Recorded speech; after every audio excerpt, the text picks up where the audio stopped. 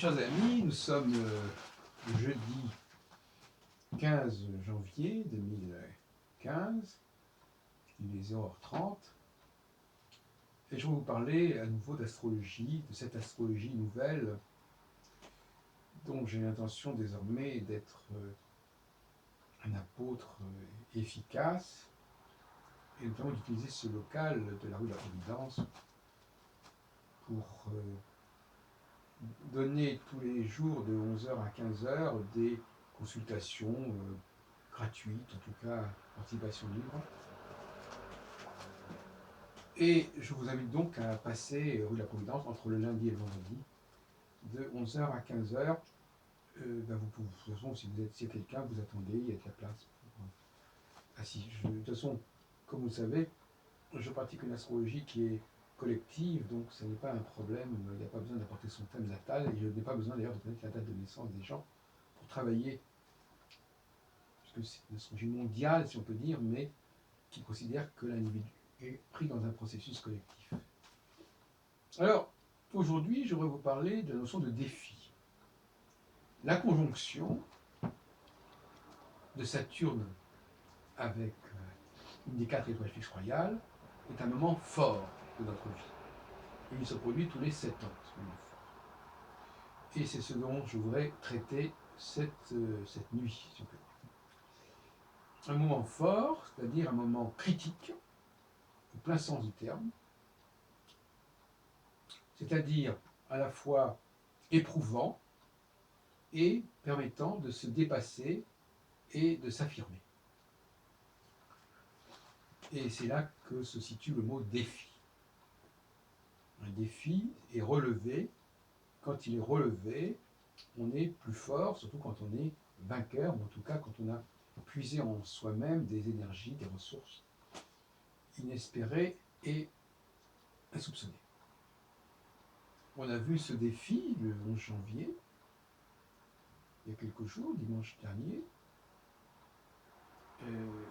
et qui a permis à la cote de François Hollande, par exemple, de remonter. Au moment même où il pouvait être accablé, et bien au contraire, ça lui a permis de remonter la pente, de faire de Paris le centre du monde, comme diraient certains journaux du dimanche, le JDD. Et c'est quand même pas mal. Donc c'est à nous de voir, ça serait un petit peu d'ailleurs un des axes de ma consultation astrologique, même si j'admets que les gens puissent travailler par eux-mêmes, c'est évident.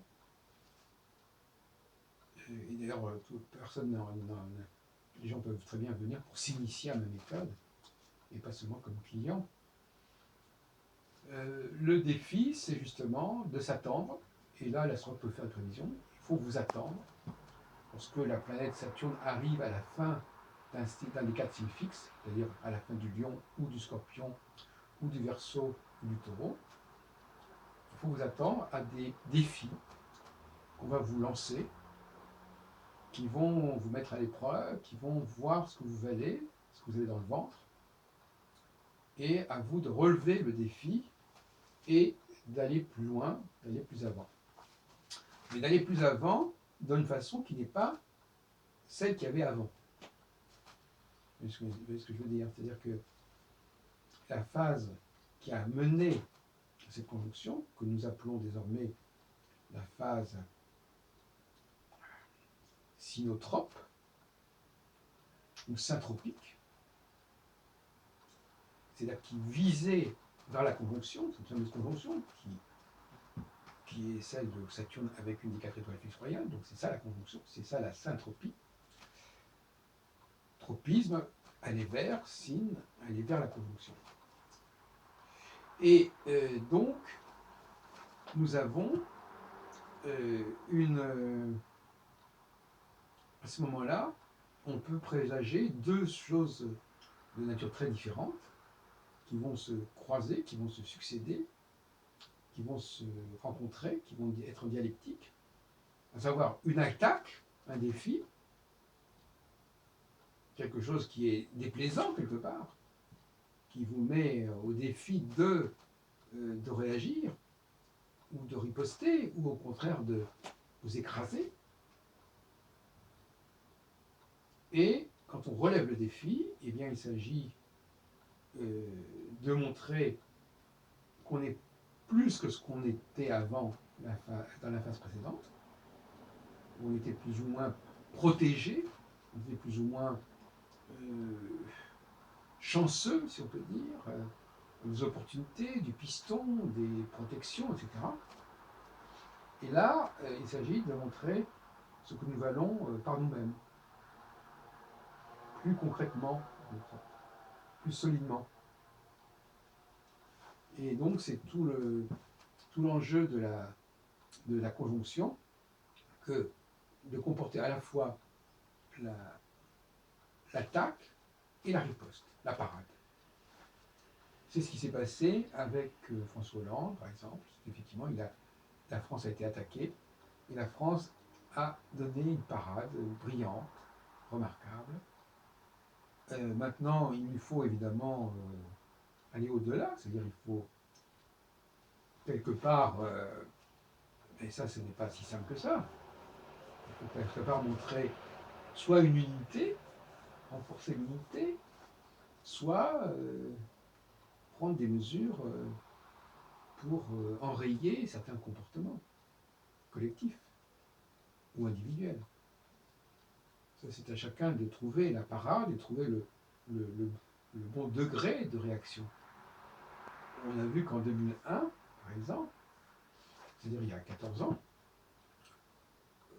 avec l'affaire des Twin Towers, du World Trade Center, la parade a consisté à attaquer l'Afghanistan puis l'Irak. Alors, est-ce que c'était proportionné à l'écroulement par les chocs d'avion de cet endroit à New York? C'est à voir. Ce qui est certain, c'est que autant ici, comme d'ailleurs d'autres l'ont remarqué, autant cette fois-ci à Paris, nous avons des attaques qui viennent de l'intérieur, qui viennent de citoyens français, bien qu'issus de l'immigration, alors que visiblement, encore qu'à mon avis c'était peut-être pas si simple, enfin visiblement apparemment en 2001, il s'agissait de l'intervention d'étrangers qui n'avaient pas, bon, n'étaient pas des citoyens américains. Donc ça remet en question, enfin ça laisse un doute sur la question de la citoyenneté. Qu'est-ce que ça implique?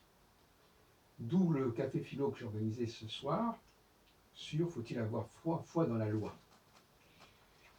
Je vous renvoie à cette petite vidéo. Et donc ce défi va nous conduire ou pas à une suite. C'est-à-dire que est-ce qu'à la première phase de 3 ans et demi, il y aura une deuxième phase de 3 ans et demi dans les mêmes conditions, ou est-ce qu'à un moment donné, ça s'arrête, ça avorte? Nous sommes à mi-chemin du cycle de 7 ans. Est-ce qu'il va y avoir un avortement de ce cycle, ou est-ce qu'il va se poursuivre après les dimensions chaotiques de la période prolongée, qui ne doit pas durer très longtemps, qui doit être relativement de courte durée, et qui doit déboucher sur une deuxième souffle, un second souffle, qui lui insistera sur la question du passage, en quelque sorte, du principe de plaisir au principe de réalité, si on veut. Si on prend par exemple l'exemple de deux amoureux transis en phase syntropique, c'est-à-dire une sorte d'idéal, comme ça, d'idylle, c'est le cas de le dire, eh bien, après la conjonction, qui va les éprouver, qui va les mettre à l'épreuve, il va falloir passer à un principe de réalité, c'est-à-dire il va falloir ancrer cette relation dans le concret, dans la pratique, dans la vie quotidienne, dans quelque chose de plus solide, qui fonctionne davantage et qui se confronte à des problèmes réels, etc. Il va falloir trouver un autre mode de fonctionnement dans le couple, tout comme il va falloir, comme chaque fois que la conjonction se produit, il va falloir changer de registre, de mode, passer du mode mineur au mode majeur, si on veut. Et c'est donc tout l'enjeu. C'est pour ça que cette période-là est essentielle, qui est la conjonction, qui est le point d'ancrage, le point d'équilibre entre la fin de la syntropie et le début de la dystropie. Et la dystropie, c'est justement ce qu'on a en perspective quand on quitte la conjonction, n'est-ce pas, j'en ai déjà parlé, c'est-à-dire que c'est paradoxalement au moment, on est dans une démarche complètement solsticiale, si vous voulez. C'est-à-dire qu'au solstice d'hiver, on va vers un accroissement du jour, et au solstice d'été, vers un accroissement de la nuit. Mais à longue échéance, bien entendu. Et donc là, nous avons ce moment conjonctionnel, il est au mi-point en quelque sorte de ces deux états particuliers extrêmes.